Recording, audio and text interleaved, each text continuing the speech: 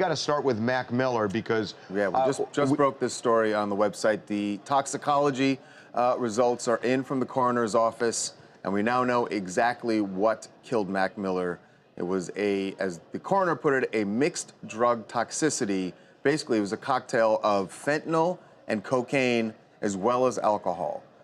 Those three things, the combination thereof, is what killed Mac, according to the coroner's report. And we cannot understate that fentanyl is always creeping up in these autopsies with these stars and with other people. Fentanyl has become one of the biggest killers in America of young people, especially when it comes to overdoses. This is a drug that is 100 times more potent than heroin. And you remember, this is what killed Prince. This is what killed Tom Petty. I mean, this is a major epidemic what's going on right now. Yeah, and the evidence that we have so far from what they say in the report, there was no fentanyl patch found there.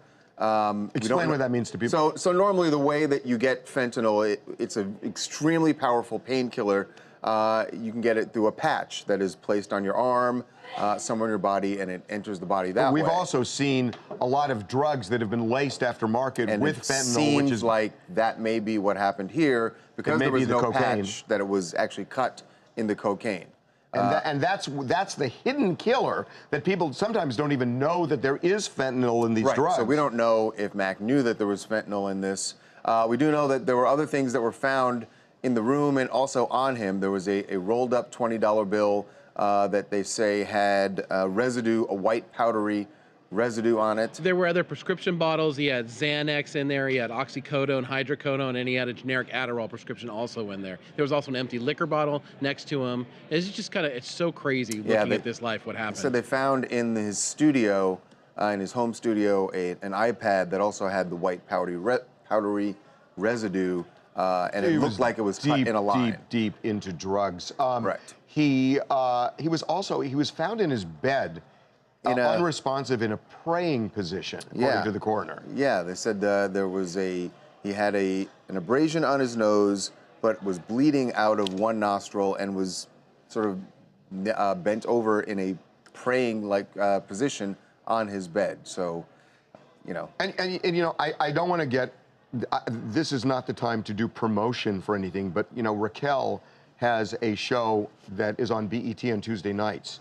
And the one tomorrow is with French Montana, and I looked at this yesterday, and he talks about that because he was very close to Mac Miller, and says that in his mind, you know, he loved Mac and he was like a son to him, and he was hanging out with the wrong people, and he said something that was so meaningful when I heard him say it.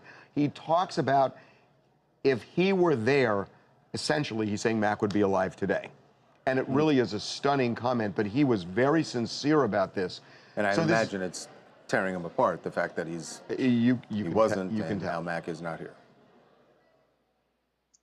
Hey guys, Kevin from Merritt Island, Florida. Extremely sad story. Unfortunately, it's a sad reality that a lot of America is going through right now. Everyday people are being affected by it. Something needs to be done. I think talking about it mostly, and people who are addicted to drugs, it's a good way to get started. You got to make people aware of it because, like we said, a lot of people think they're doing one thing and don't even realize what they're being exposed to. Okay.